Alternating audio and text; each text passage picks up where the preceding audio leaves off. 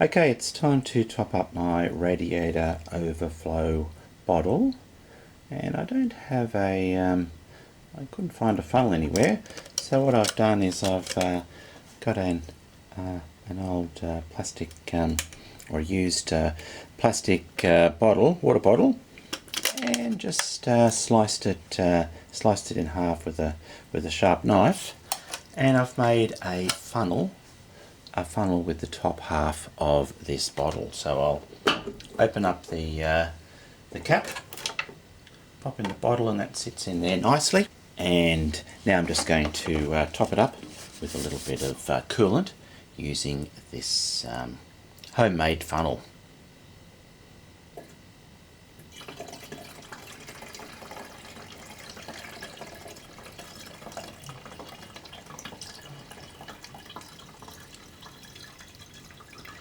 Okay, there we go.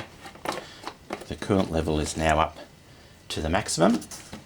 And the great thing about this bottle is that I haven't actually cut it all the way through. So I can give it a bit of a rinse and still get my 10 cents back from the bottle at the recycling machine. Okay, well, I hope you've enjoyed the video. Thanks for watching, and goodbye for now.